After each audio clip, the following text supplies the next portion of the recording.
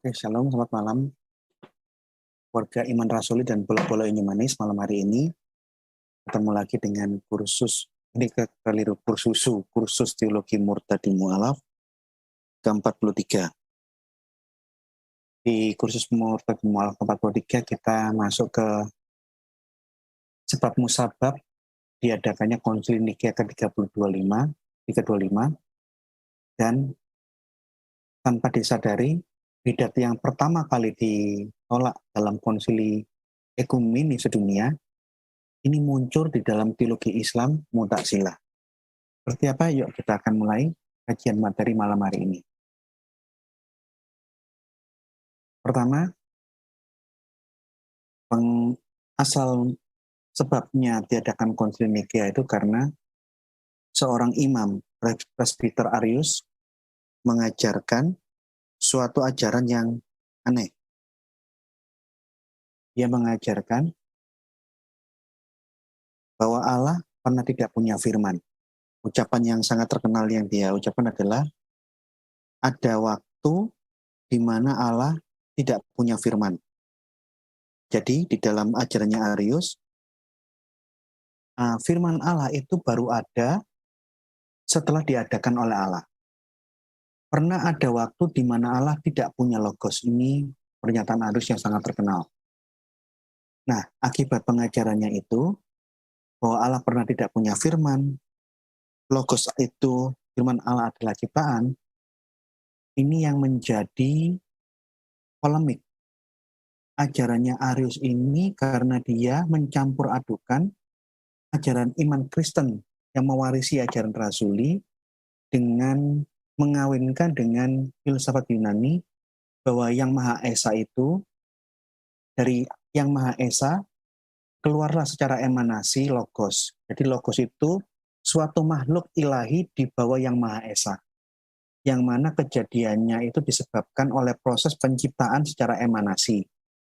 Sehingga di dalam filsafat Yunani kuno, Helenisme kuno, logos adalah ilah kecil, Tuhan kedua yang derajatnya di bawah Allah, di bawah Yang Maha Esa itu.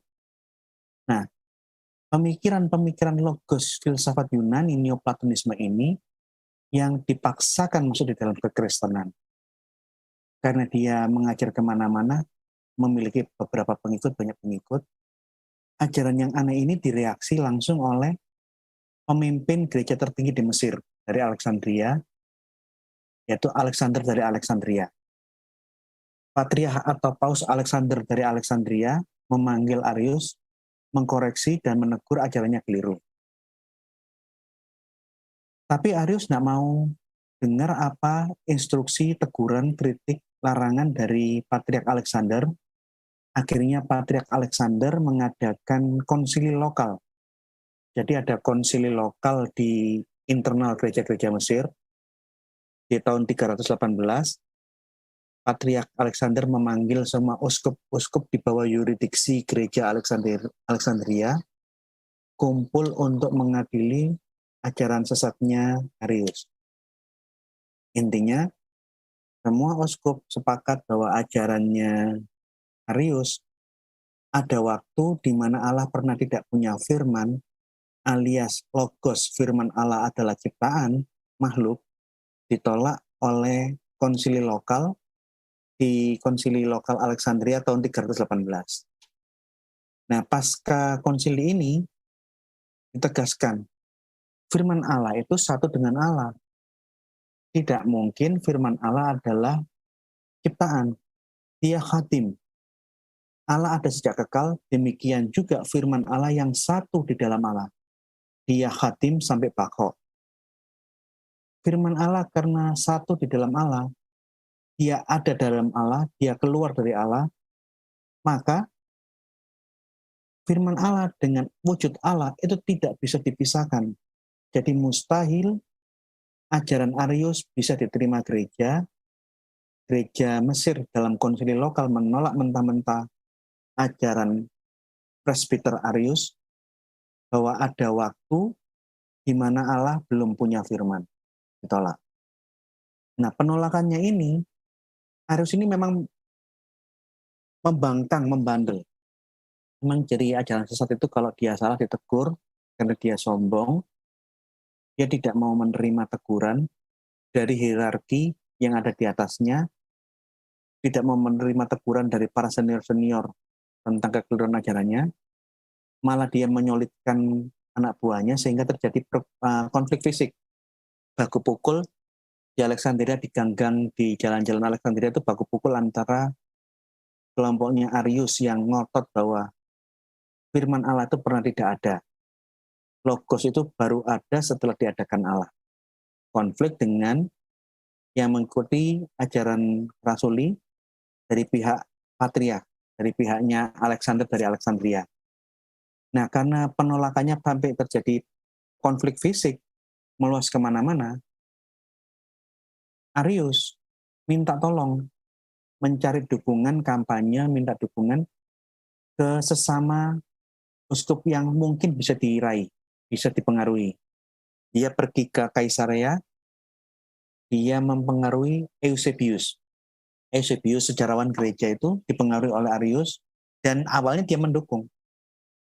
Kemudian dia pergi ke Eusebius dari Makedonia, terus mana ada beberapa Eusebius yang semua mendukung Arius.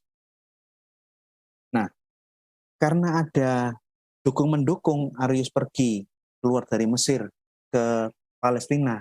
Dari Palestina dia naik ke Irak, kemana-mana mencari dukungan dari uskup-uskup di luar Mesir, bahwa ajarannya dia, bahwa Allah pernah tidak punya firman ini, firman Allah Logos itu baru ada setelah diadakan di kemudian hari, bisa diterima sebagai ajaran Kristen yang benar. Akhirnya menimbulkan banyak pro kontra, bukan hanya lagi di Mesir, tapi menyebar ke daerah-daerah lain, di Palestina, di Asia Kecil, di daerah Irak. Oleh karena itu, Kaisar Konstantin untuk menenangkan kondisi yang memanas, banyak pertikaian, Kaisar Konstantin mengundang konsili ekumene gereja-gereja seluruh dunia yang pertama kali awalnya direncanakan di kota Ankara, tapi karena uskup kota Ankara sangat keras menolak ajaran firman Allah pernah tidak ada, Kaisar Konstantin memindahkan ke kota Nikea karena kemungkinan dinilai sebagai uskup yang lebih netral. Di dalam tradisi gereja kuno, jika ada yang mengajarkan ajaran-ajaran yang sesat, contohnya seperti ajarannya Arius ini, sanksi tertinggi cuma di anatema. Anatema artinya ajarannya dikutuk, tidak boleh diajar, ini ajaran sesat, dia diusir, tidak boleh beribadah di semua gereja yang ada di dunia. Artinya kamu keluar, bukan lagi anggota gereja, jangan beribadah di gereja. Ini sanksi yang tertinggi. Beda dengan kalau kita belajar agama lain, kalau ada perbedaan antar aliran, itu di awal-awal sejarah yang saya baca itu, perang dan saling bunuh-membunuh, tergantung siapa pemimpinnya. Kalau pemimpin politiknya pro ajaran teologi A ini akan membunuh lawan-lawan teologinya. Kalau di kemudian hari pemimpin politiknya pro dengan teologi B, sebaliknya lawan-lawan politik dari teologi B yang akan dikejar-kejar dibunuh. Tapi kalau kita lihat di dalam konsili-konsili ekumene yang ada di dunia, ajaran sesat manapun hanya ditolak dan dikutuk. Tidak boleh diajarkan, pengikutnya tidak boleh beribadah di gereja. Tapi kalau kita baca sejarah, itu lebih dari ini. Karena begitu ada suatu ajaran sesat di anatema, keputusan anatema konsili diumumkan di semua gereja, orang-orang di pasar-pasar pun tidak mau menjualkan barangnya kepada kelompok-kelompok aliran sesat. Ditegur, disapa pun tidak ada yang mau nyapa. Jadi mereka repot, mau lapar tidak bisa beli makanan, dia perlu barang, tidak ada orang yang mau menjuali, meladeni dia sebagai pembeli. Itulah sebabnya kalau kita belajar sejarah, kenapa banyak sekali bidat-bidat awal kekristenan yang ditolak di abad ke-3, ke-4, ke-5, ke-6, itu hanya bisa eksis di Mekah. Karena dia tidak bisa hidup, tidak bisa berdagang tidak bisa jual beli makanan di semua daerah-daerah yang mainstream Kristen. Nah, maka satu-satunya daerah di luar yurisdiksi gereja manapun itu adalah kawasan kebebasan beragama di zaman kuno. Oleh karena itu, kita bisa melihat catatan-catatan bapak-bapak gereja Epipanius, Yeromi, Agustinus, bidat-bidat yang ditolak di abad awal, abad 3, 4, 5, 6, itu muncul di dalam berbagai tulisan Quran. Jadi Muhammad di dalam banyak ayat-ayat Al-Quran, itu kentara sekali dia sedang berinteraksi dengan Kristen bidat, bukan Kristen mainstream. Karena memang hanya di Mekah saja, daerah yang ke kawasan kebebasan beragama. Kamu mau nyembah dengklik, mau nyembah pohon pisang, mau nyembah pohon kurma, mau nyembah batu, kayak mau nyembah akik, mau nyembah apapun, tidak ada yang mempermasalahkan.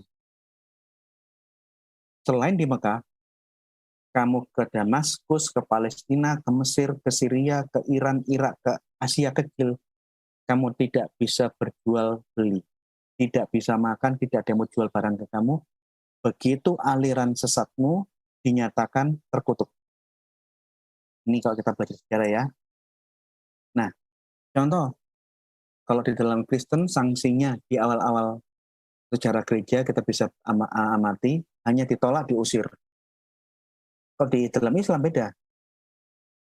Jikalau kaum Mu'tazilah yang berkuasa, maka Mu'tazilah akan kejar dan bunuh sembelih semua ulama-ulama yang menentang Mu'tazilah. Kelompok Ahlussunnah wal Jamaah dibunuhi, disiksa, disembelih. Ini contohnya di dalam sejarah kepemimpinannya Khalifah Al-Ma'mun.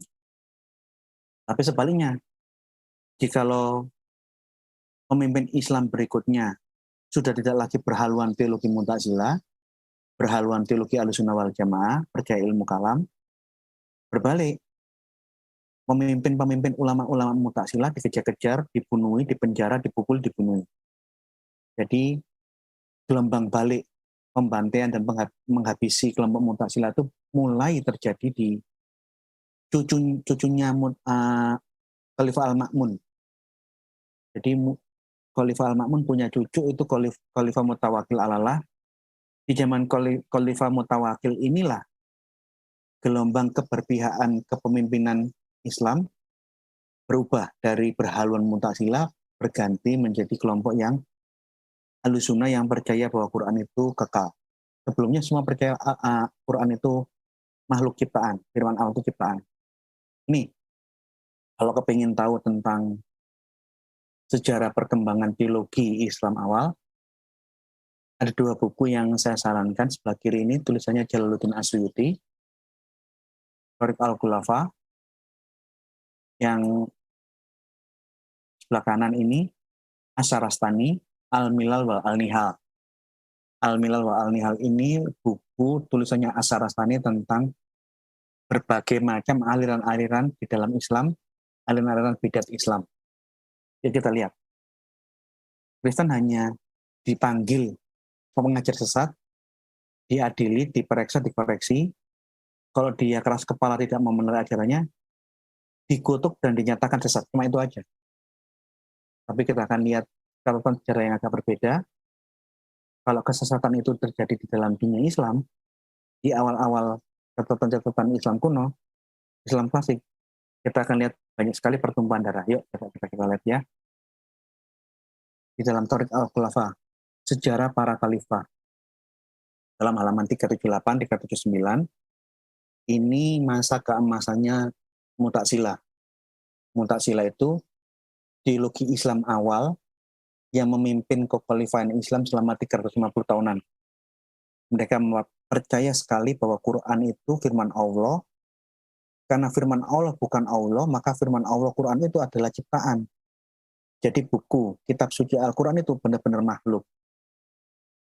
Khalifah Al-Ma'mun pernah memberikan instruksi, semua hakim di Mesir didata. Bagaimana pandangan teologi mereka.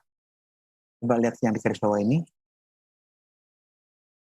Maka kumpulkan para hakim yang ada di wilayahmu dan bacakanlah surat ini, surat perintahnya Kaisar, perintahnya Khalifah Al-Ma'mun kepada mereka.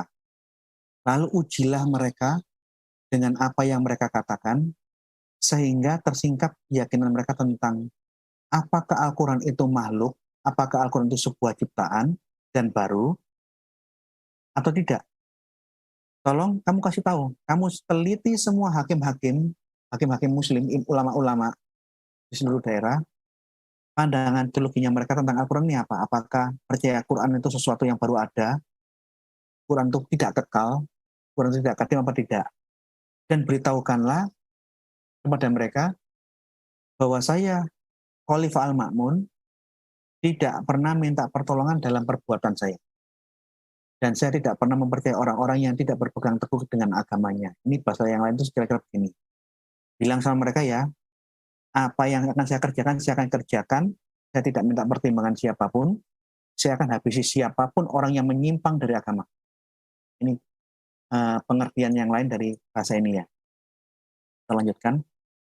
Jika mereka menyatakan bahwa Al-Quran itu makhluk, kalau mereka mengaku bahwa Quran itu tidak kekal, dia makhluk ciptaan, dia baru ada setelah diciptakan Allah, lalu mereka setuju, mereka sepakat, maka perintahkan semua hakim-hakim itu untuk menulis kesaksian itu, keyakinan mereka itu di tengah-tengah yang hadir. Serta tinggalkan kesaksian orang yang tidak menyatakan bahwa Quran adalah makhluk.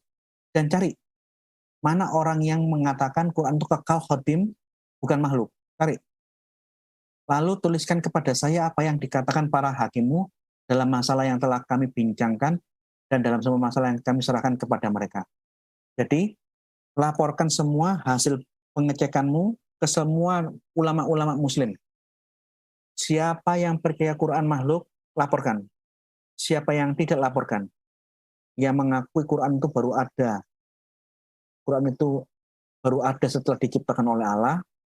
Nah, suruh buat kesaksian dan buat pernyataan.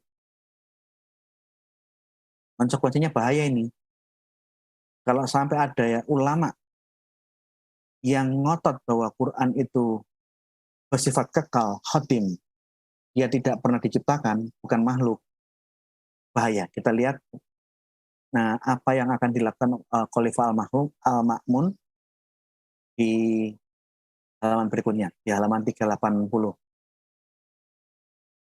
Coba kita langsung baca kepada yang di bawahnya ini. Setelah membaca semua jawaban yang diberikan oleh para fuqaha, para ahli-ahli hukum Islam, para faqih, Al-Ma'mun menulis kembali sepucuk surat kepada Ishaq. Telah sampai kepadaku jawaban yang diberikan oleh orang-orang yang mengaku-ngaku dirinya sebagai ahli kiblat dan orang-orang yang mengejar kepemimpinan yang sebenarnya mereka sama sekali tidak berhak untuk mendapatkannya. Maka barang siapa yang tidak mengatakan bahwa Quran itu makhluk, barang siapa yang tidak mau mengatakan Quran itu adalah ciptaan, laranglah dia untuk mengeluarkan fatwa dan larang pula untuk meriwayatkan hadis. Di dalam surat itu tertulis, kita lewati aja, saya ke garis bawah yang berikut ini. Oleh sebab itu, panggillah dia kepadamu. Jika ada yang ngotot bahwa Quran itu adalah ciptaan, jika dia menyatakan tobatnya, kembali dia mengakui bahwa Al-Quran adalah makhluk, sebarkan tobatnya itu. Dan jika dia memaksamu terus untuk melakukan kemusyrikan dan kekafiran, kafir dengan mengatakan bahwa Quran itu ciptaan, Quran itu baru ada setelah diadakan oleh Allah Subhanahu wa taala, ini kafir, maka penggalah kepalanya dan kirimkan kepalanya kepadaku. Demikian pula dengan Ibrahim Al-Mahdi. Ujilah dia. Jika dia sampai mengatakan bahwa Quran itu makhluk, maka biarkan dia. Namun jika Ibrahim Al-Mahdi menolak mengatakan Quran itu ciptaan, Quran itu kekal, Quran itu khotim, maka penggalah kepalanya Ibrahim Al-Mahdi.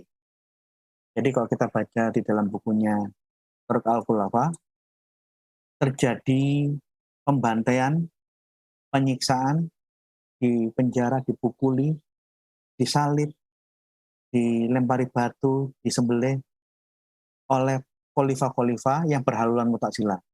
Jadi ulama-ulama Islam yang menolak Quran itu adalah makhluk, yang mengajarkan bahwa Quran itu khotim, dibunuh semua.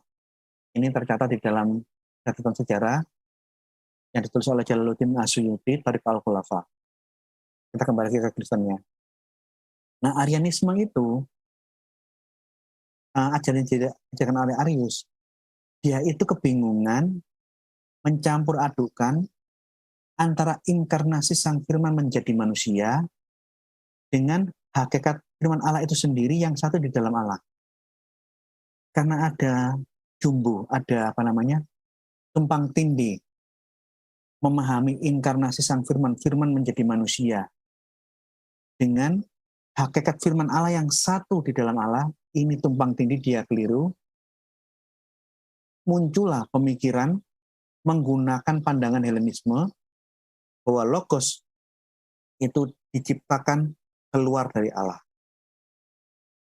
Jadi Arius membayangkan karena firman itu turun, nuzul, berinkarnasi menjadi manusia, maka dia bayangkan wujud nuzulnya firman Allah itu terpisah, keluar dari Allah. Yang terpisah dan keluar dari Allah itu adalah makhluk. Inkarnasi berwujud, bisa dipegang, terbatas luar dan waktu, terbatas terbatas ruang dan waktu. Tetapi firman yang berinkarnasi itu di luar, di sebalik wujud inkarnasi Sang Firman, firman Allah, Logos, itu tidak ada wujudnya. Tidak ada manusia yang bisa menggambarkan firman Allah itu seperti apa. Wujud inkarnasi bisa digambar, bisa dipegang. 1 Yohanes 1 ayat 1, apa yang sejak semula sudah didengar, yang kami lihat dengan mata kami sendiri, yang kami pegang yang kami raba dengan tangan kami, yaitu firman yang hidup, itulah yang kami beritakan kepadamu. Wujud nuzulnya Sang Firman, itu ada wujudnya. Tapi Logos, firman Allah yang satu di dalam Allah, tidak bisa dilihat. Tidak ada yang bisa melihat Allah di dalam hakikat keilahiannya. Tidak ada yang bisa melihat firman Allah di dalam keilahiannya. Tidak ada yang bisa melihat Roh Kudus di dalam hakikat keilahian. Yang bisa dilihat hanyalah jelmaan-jelmaan Allah atau inkarnasi. Hanya inkarnasi yang bisa digambar.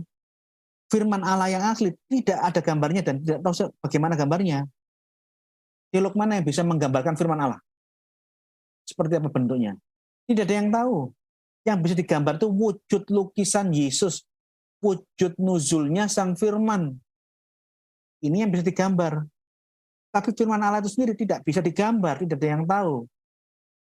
Nah, inilah yang saya bilang Arius itu jumbo. Dia mencampur adukan tumpang tindih antara wujud inkarnasi dengan hakikat firman Allah itu sendiri. Sehingga dia mengajarkan ajaran yang ditolak seluruh gereja sedunia. Bahwa Allah pernah tidak punya firman, itu ditolak. Nah, ajarannya Arianisme inilah ajaran sesat pertama yang ditolak serentak seluruh dunia. Lah, ajarannya sesatnya Kristen yang ditolak serentak di seluruh dunia, ini malah menjadi teologi Islam yang diyakini oleh seluruh Islam sedunia 350 tahun. 350 tahun awal mungkin lebih, seluruh dunia Islam, kekhalifahan Islam berhaluan Mu'tazilah. Jadi yang ditolak, yang dilawan keras di dalam iman Kristen, inilah yang diimani oleh pihak Islam 350 tahun lebih. Mu'tazilah percaya bahwa Quran itu firman Allah yang nuzul. Karena Quran itu firman Allah yang diturunkan Allah, dia keluar dari Allah, maka Mu'tazilah mengimani bahwa Quran itu makhluk ciptaan. Dia tidak bersifat kekal. Nah, mirip kan? Apa yang menjadi teologi Islam sedunia di abad 7 sampai awal abad ke-10 itu adalah di dalam dunia Kristen itu adalah bidat. Tapi di Islam Ini teologi resmi kekhalifahan Islam malah. Selama 300 tahun lebih, apa yang bidat di mata orang Kristen, itulah yang diimani seluruh dunia Islam. Ini fakta. Di dalam buku-bukunya, tulisan-tulisan ulama Mu'tazilah, firman Allah, keliru, di dalam bantahan-bantahan Bapak Gereja, firman Allah itu keluar dari Allah tanpa meninggalkan Allah. Jadi, ini suatu kalimat yang dalam artinya. Allah itu ada di mana-mana. Jadi begitu ada kalimat Allah menurunkan firman-Nya, firman Allah itu keluar daripada Allah, firman Allah itu tidak pernah meninggalkan Allah. Jadi dalam Yohanes 8:22 dikatakan, aku datang dan keluar daripada Bapa, dari Allah. Firman datang dan keluar dari Allah. Allah ini omnipresent.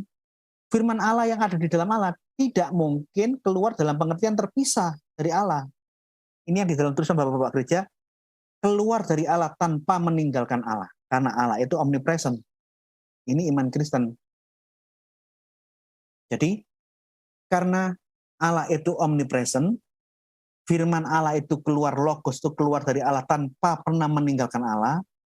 Jadi sangat lucu kalau firman Allah itu turun, menjelma menjadi manusia, kemudian ada polemikus muslim berpikiran, jikalau firman itu menjadi manusia, tinggal di Bethlehem, di Nazaret, di Yerusalem, Allah di surga, bisu dong. Nah ini kan kacau ini. Ini kacau. Karena dia membayangkan keluarnya sang firman itu bukan keluarnya firman Allah dari Allah yang omnipresent. Dia membayangkan keluarnya firman Allah itu seperti saya keluar dari bemo atau saya keluar dari bis. Jadi kalau saya keluar dari bis, dari bemo, dari angkot, maka posisi saya yang awalnya ada di dalam mobil, kemudian saya di luar mobil. Kalau dibayangkan seperti itu mungkin. Tetapi firman Allah yang keluar dari Allah, Allah itu omnipresent. Makanya Bapak-bapak gereja mengatakan firman Allah keluar dari Allah tanpa meninggalkan Allah. Jadi jikalau Allah menurunkan firman-Nya menjadi manusia, Allah ada di mana-mana tetap bersama firman-Nya. Allah ada di surga beserta dengan firman-Nya, Allah ada di seluruh dunia beserta dengan firman-Nya, sekalipun firman-Nya menjelma di Bethlehem atau di Timur Tengah pada waktu tertentu. Inkarnasi di dalam iman Kristen tidak pernah mempengaruhi sifat kemahadiran Allah. Allah menjelma apa tidak menjelma di suatu tempat, Allah tetap ada di seluruh dunia, di seluruh alam, bersama dengan firman dan rohnya. Ini iman Kristen. Jadi seringkali saya lihat ada kekeliruan berpikir dari kawan-kawan polemikus muslim. Dia membayangkan kalau firman Allah itu keluar dari Allah, maka itu seperti sesuatu yang copot, yang jatuh. Sehingga Allah yang firman yang nusul itu mengakibatkan Tuhan menjadi bisu dan cacat. Ini pola pikirnya umat muslim, polemikus muslim, yang tidak pernah diimani orang Kristen. Yang keliru ya Anda sendiri. Firman Allah keluar dari Allah tanpa meninggalkan Allah. Ini iman Kristen. Jadi jikalau firman Allah itu nusul di suatu tempat, Allah tetap ada di seluruh dunia beserta dengan firman-Nya. Allah tidak pernah bisu seperti kepercayaan, keyakinan, bayangannya orang-orang polemikus muslim. Nih, kita lanjut. Mu'tazilah, dia mengaku bahwa Allah itu tidak punya sifat, menegasikan ajaran Kristen. Kristen mengajarkan Allah itu esa wujudnya, esa substansinya, esa entitasnya, tetapi di Allah yang esa itu ada pluralitas di dalam diri Allah. Allah memiliki firman dan roh di dalam dirinya. Nah, ajaran adanya oknum-oknum pribadi-pribadi dalam Allah ditolak oleh ulama-ulama Mu'tazilah. Tidak, Allah tidak punya kejamakan di dalam dirinya. Oleh karena itu Allah tidak punya sifat-sifat khotim di dalam dirinya. Ini doktrinnya Mu'tazilah. Di dalam doktrin buku-bukunya ulama Mu'tazilah, barang siapa yang mengakui sifat-sifat Allah yang khotim itu sama dengan mengakui pribadi-pribadi di dalam doktrin Tritunggalnya orang Kristen. Jadi Mu'tazilah ini muncul sebagai perlawanan. Kristen mengajarkan Allah itu esa, Allah yang esa memiliki pluralitas di dalam dirinya, Allah memiliki firman Allah di dalam dirinya dan memiliki hayat Allah di dalam dirinya, roh Allah. Sifat doktrin adanya pluralitas di dalam Allah yang esa, di dalam Tritunggal, bagi orang-orang Kristen, ditolak dan dinegasikan menjadi Allah itu esa wujudnya dan tidak punya apa-apa, tidak punya sifat-sifat yang khatim. Mu'tazilah berdalil, berargumentasi, firman Allah itu berbeda dengan Allah. Karena firman Allah bukan Allah, yang bukan Allah pasti makhluk ciptaan. Oleh karena itu, kalamullah itu bukan Allah, maka kalamullah adalah, Al-Quran itu adalah makhluk. Dia baru ada setelah diadakan, Quran bukan khatim. Dan ini semua menjadi doktrin resmi di seluruh kekaisaran Islam selama 350 tahun lebih. Doktrin pertama ini malah, yang diyakini seluruh umat Islam di dunia. Kalau di buku yang kedua sebelah kanan, Al-Milal wa Al-Nihal, karya Asy-Syahrastani, aliran-aliran sesat yang dipandang sesat di dalam Islam, yang pertama kali adalah mazhab Mu'tazilah. Mu'tazilah ini ada 12 segmennya, tergantung pemimpinnya. Wasiliyah ini alirannya Wasil bin Atha. Huzailiyah ini alirannya pengikut Huzail, dan seterusnya. Jadi kita lihat, saya tidak akan kupas detail, hanya sambil lalu memberikan sedikit informasi lah. Tidak detail amat karena ini bukan kuliah, tapi ya nggak sedikit-sedikit amat, supaya kalian juga jangan bodoh gitu loh. Ini, di dalam aliran Mu'tazilah, kategori yang pertama, pengikutnya Wasil bin Atha. Wasil bin Atha inilah ulama muslim yang berdebat dengan pendeta-pendeta di Syria. Lawan debatnya Yohanes Damaskus. Hasil perdebatan teologis antara Islam, Wasil bin Atha dengan Yohanes Damaskus, menghasilkan pemikiran-pemikiran teologi Islam ala Wasil bin Atha. Yang saya garis bawahi dikatakan begini. Menurut Wasil bin Atha, tidak mungkin ada dua Tuhan yang kekal. Tidak mungkin ada dua Tuhan yang khatim, yang tidak berawal dan azali, yang tidak berawal dan tidak berakhir. Khatim tidak berawal, azali tidak berawal, tidak berakhir, kekal hakiki. Kata Wasil bin Atha, siapa yang mengakui adanya sifat khatim pada zat Allah, maka ia mengakui adanya dua Allah. Zat Allah kekal, sifat-sifat kekal. Berarti ada dua Tuhan di sini. Pendapat ini ditetuskannya setelah Wasil bin Atha mempelajari buku-buku filsafat, dan dalam studinya terhadap pendapat-pendapat para filosof, ia berkesimpulan bahwa sifat-sifat oknum-oknum di dalam Allah itu tidak ada. Seperti keadaan Allah, maha pengetahui, maha kuasa, dan kemudian itu semua tidak ada. Hasil pemikirannya Wasil bin Atha ini muncul sebagai reaksi hasil konklusi dari diskusi dan perdebatannya dengan Yohanes dari Damaskus. Kalau Allah kekal, sifat Allah kekal, sifat bukan Allah, maka ada dua yang kekal. Sifat dan Allah. Mustahil kalau ada dua yang kekal. Karena bagi Wasil bin Atha, pendirinya Mu'tazilah, Allah itu tauhid, tidak ada yang kekal selain Allah. Jadi di luar Allah itu pasti makhluk. Tidak mungkin ada makhluk yang kekal. Ini pandangannya Wasil bin Atha.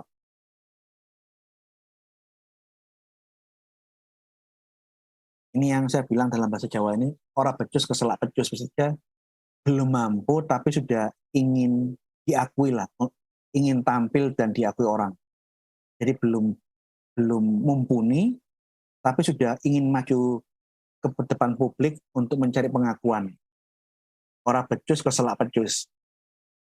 Pertama, pemikirannya Wasil bin Atha itu dipengaruhi oleh filsafat yang baru dia pelajari. Jadi orang muslim ini baru kenal filsafat itu belakangan. Jadi dia terlambat belajar. Oleh karena dia belajar filsafat tidak runtut, lompat-lompat, menimbulkan pemikiran yang tidak runtut juga. Seperti saya kapan hari pada waktu saya ngomong tentang kebenaran filsafat, saya menyindir dari hasil suatu diskusi saya pada waktu saya masih mahasiswa. Saya mendengar seorang mahasiswa ngomong, ngapain kita memperdebatkan kebenaran? Tidak ada kebenaran. Karena segala sesuatu kebenaran itu adalah relatif.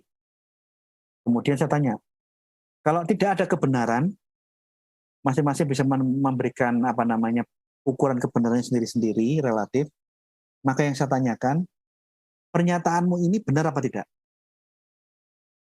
Kalau menggunakan asumsimu awal tadi, bahkan apa yang barusan kamu ucapkan ini, itu pun tidak benar. Jadi kamu ngomong apapun tidak ngomong, sama saja, nggak ada bedanya. Bagi saya kebenaran itu ada. Oleh karena itu kita perlu menguji dan mencarinya. Saya atau kamu yang benar. Karena saya meyakini kebenaran itu ada, diperlukan pengujian, dan kita berusaha mencari yang mana yang benar. Andai kata kita belum bisa menemukan, bukan berarti kebenaran itu tidak ada. Kalau tidak ada kebenaran, pertanyaannya, argumentasimu, pendapatmu ini benar apa tidak? Ini tidak benar juga. Nah kalau pendapatmu ini tidak benar, ya ngapain kamu ngomong? Ini yang saya bilang, orang kalau belum belajar filsafat, tapi lompat-lompat, cara berpikirnya itu tidak runtut. Jadi, Wasil bin Atta menurut pandangan saya, dia tidak bisa membedakan filsafat fisika, filsafat hal-hal yang bersifat material natural, dengan filsafat metafisika. Sehingga di dalam dalil-dalil yang dia kemukakan, yang dia bangun setelah dia belajar filsafat untuk melawan kekristenan, menimbulkan blunder pada dirinya sendiri, yaitu ajaran bahwa Allah pernah tidak punya firman.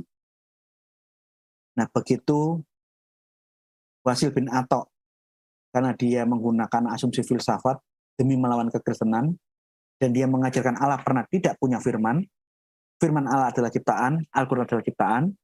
Ini blunder di dalam Islam, karena kalau kita baca tulisannya Yohanes dari Damaskus itu menertawakan dan mengejek-ngejek teologinya Islam. Ya Tuhannya Islam, Tuhan yang pernah bisu, diketawain. Anda kalau baca bukunya, tulisannya Yohanes dari Damaskus, ditertawain. Umat Islam, agama dari Arab ini, percaya Allah pernah bisu, diketawain. Nah kalau sampai Allah pernah tidak punya firman, gimana cara menciptakannya? Diketawain. Kenapa? Masalah Allah itu tidak punya firman apa tidak, itu masalah yang sudah lama. Masalah di abad keempat.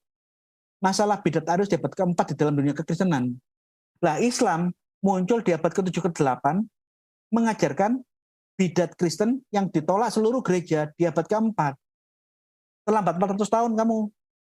Nah, blunder ajarannya Mu'tazilah itu menimbulkan kritik di dalam internal Islam gara-gara ajaran Islam menjadi bahan cemoohan di semua wilayah-wilayah Kristen.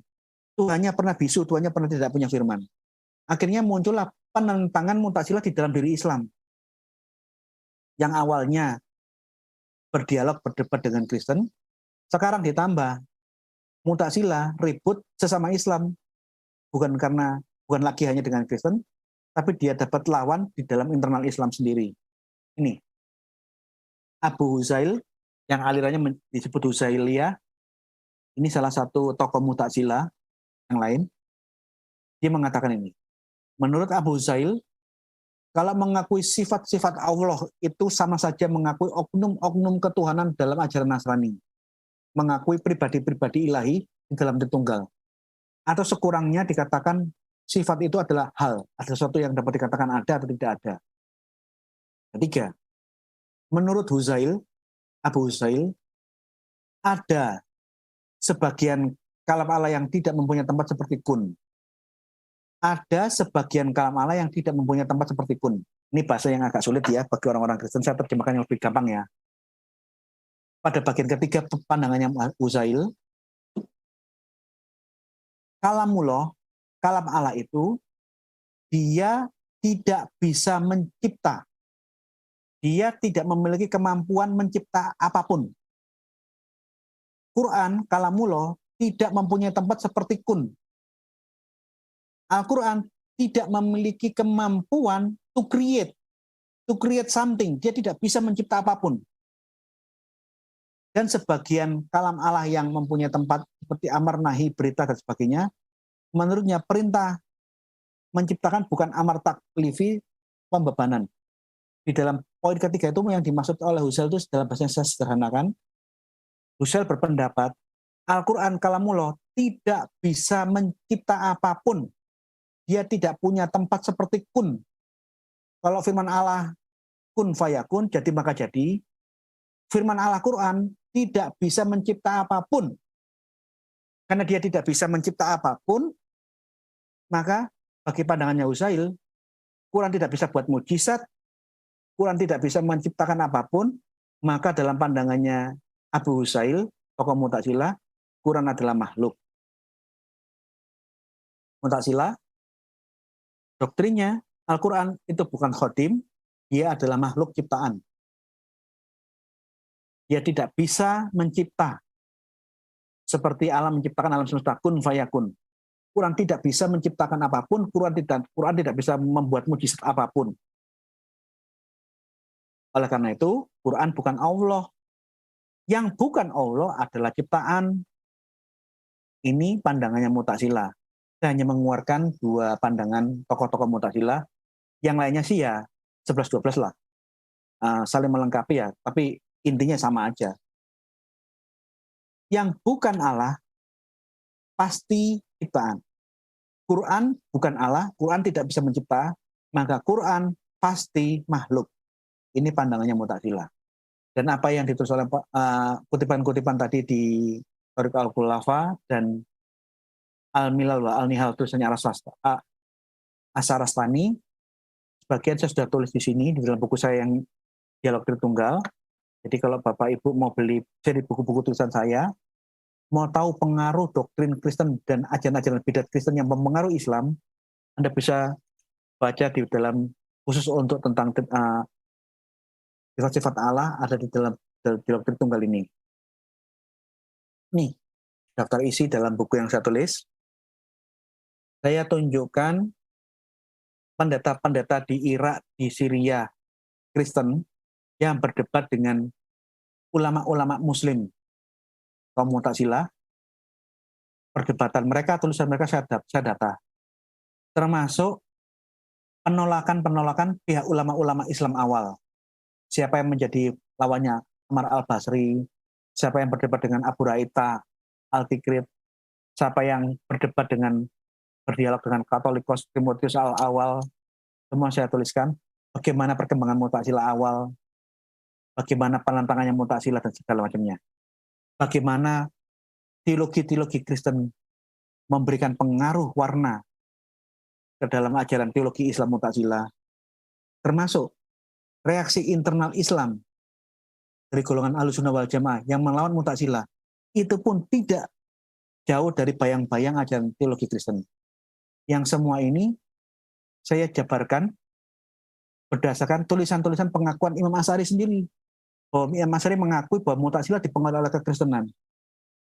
Tapi menariknya, ajaran-ajaran ilmu kalam dipandang oleh ulama-ulama kemudian juga dipengaruhi oleh ajaran Kristen. Dan semua pandangan-pandangan para ulama-ulama Islam yang mengatakan Mu'tazilah dipengaruhi Kristen, termasuk ilmu kalam dipengaruhi Kristen, semua saya tampilkan di dalam buku saya. Jadi kalau ada yang ingin tertarik belajar lebih dalam, lebih detail, silahkan beli Dialog Tritunggal di Timur Tengah yang saya tulis tadi. Ini daftar isinya nih. Pada zaman periode kedua, di abad 11 ke 12, bapak-bapak gereja di Timur Tengah itu yang hidup siapa saja. Elias dari Nasibi. Dia berdebat dengan siapa? Semua data perdebatan antara pendeta-pendeta di Timur Tengah abad 7 sampai abad 14 per periode saya tampilkan, pro kontranya dengan lawan-lawan debatnya saya tunjukkan semua di sini. Berikut dengan pengakuan-pengakuan ulama-ulama Muslim sendiri bahwa aliran Kristen apapun yang saya tulis dalam buku saya, aliran Islam apapun yang saya tulis di dalam buku saya, semua dipengaruhi oleh doktrin-doktrin kekristenan. Contohnya ini. Basil bin Atok, pendiri Mu'tazilah, adalah lawan debatnya Yohanes dari Damaskus. Abu Lubabah Husain, ini ulama khalaf, ulama yang sekarang menerangkan bahwa kitab-kitab kaum Mu'tazilah itu penuh dengan informasi diskusi-diskusi. Buku-buku Mu'tazilah, buku-buku ulama Mu'tazilah itu penuh dengan perdebatan-perdebatan dengan pihak Kristen. Ajarannya Mu'tazilah itu dikenal dengan usul al-kamsah, 5 sila, 5 ajaran. Mu'tazilah menekankan bahwa Allah itu esa. Di luar Allah bukan cipta, bukan tidak ada yang kekal. Di luar Allah pasti makhluk. Karena dia menekankan keesaan Allah, dia menolak bahwa Allah memiliki sifat-sifat. Dia menolak Allah itu punya oknum-oknum seperti ajaran Tritunggal, menolak. Tidak ada pluralitas di dalam diri Allah. Sila kedua, usul al-khamsah, pokok ajaran kedua, menekankan keadilan Tuhan. Yang ketiga tentang janji dan sanksi. Kelima ini tentang posisi di antara dua tempat. Kemudian amar ma'ruf nahi mungkar. Ini 5 pokok doktrin yang dipegang kaum Mu'tazilah. Ini. Jadi yang saya dapat lihat dalam teologi Islam, Mu'tazilah itu terlambat belajar filsafat. Orang Kristen itu hidup di tengah-tengah dunia filsafat. Sekalipun tidak menjadikan filsafat sebagai jalan hidup, tetapi sebagai modus untuk berpikir, keterampilan berpikir yang logis dan benar, itu dipakai. Tapi tidak menjadikan filsafat sebagai gaya hidup dan iman, tidak. Nah, orang-orang Muslim itu terlambat. Kekristenan, salah satu yuridiksi kekristenan itu di Alexandria. Alexandria itu Athena keduanya di Timur Tengah di zaman dulu. Pertama di Athena, kedua sumber tempat Helenisme yang terbesar di dunia kuno itu di Alexandria, Mesir. Nah, Mu'tazilah baru belajar setelah dia keluar dari Timur Tengah, begitu masuk ke Syria, baru itu dia kaget-kaget bisa berdiskusi dengan orang-orang Kristen, baru belajar filsafat. Kamu terlambat. Karena kamu terlambat belajar, informasi dan kronologis otakmu sistematikanya tidak berjalan dengan runtut.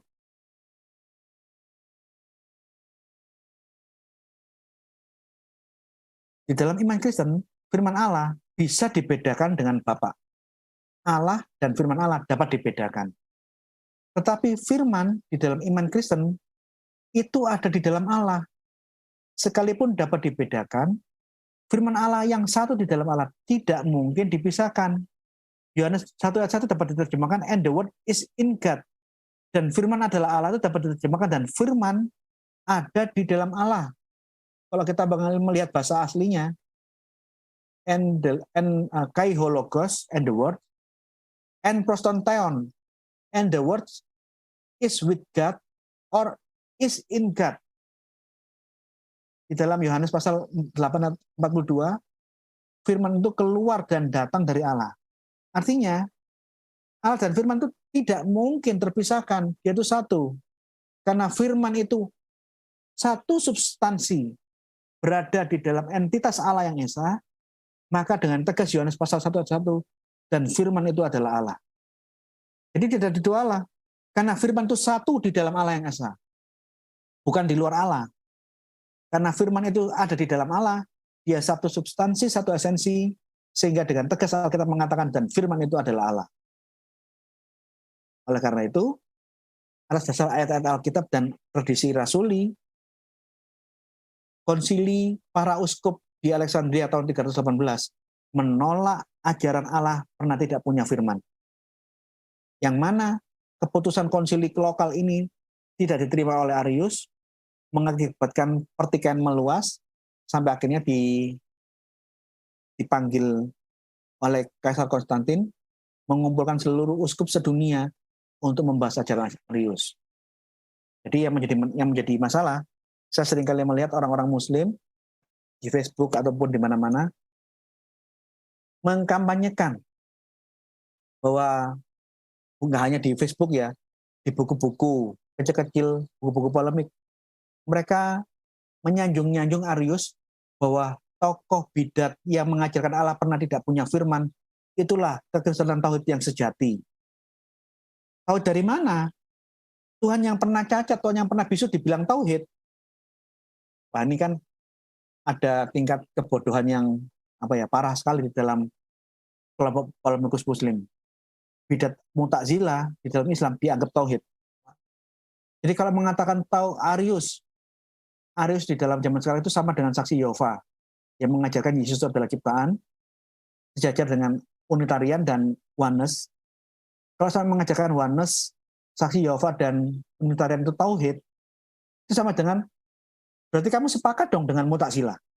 Karena ajaran Mu'tazilah di dalam Islam itu sama persis dengan Arius di dalam kekristenan. Ayo, posisi teologismu di mana? Kamu percaya dengan ajaran saksi Yehova bahwa firman Allah itu adalah ciptaan? Kamu setuju dengan saksi Yehova apa enggak? Kalau kamu setuju dengan saksi Yehova dan mengatakan saksi Yehova adalah tauhid, berarti sama dengan mengatakan Mu'tazilah itu betul bahwa firman Allah adalah ciptaan. Setuju bahwa Al-Quran adalah makhluk. Quran itu makhluk, dia bukan pencipta, dia tidak kekal. Kamu setuju dong dengan pendapatnya Mu'tazilah dong? Karena Mu'tazilah itu sama dengan Arius. Saksi Yehova Unitarian sama dengan Arius. Oneness sama. Jadi yang saya dapat sampaikan untuk pengantar tentang Konsili Nikea siang malam hari ini, bahwa teologi Islam yang berkembang di dalam tubuh Islam, dinamika teologi di dalam Islam, semua di bawah pengaruh teologi kekristenan. Semua ada di dalam bayang-bayang teologi kekristenan. Dan seperti apa bayang-bayangnya itu akan lebih jelas di pertemuan yang akan datang. Ya, cukup sampai di sini saja tentang pengantar tentang sebab-sebab diadakannya Konsili Nikea.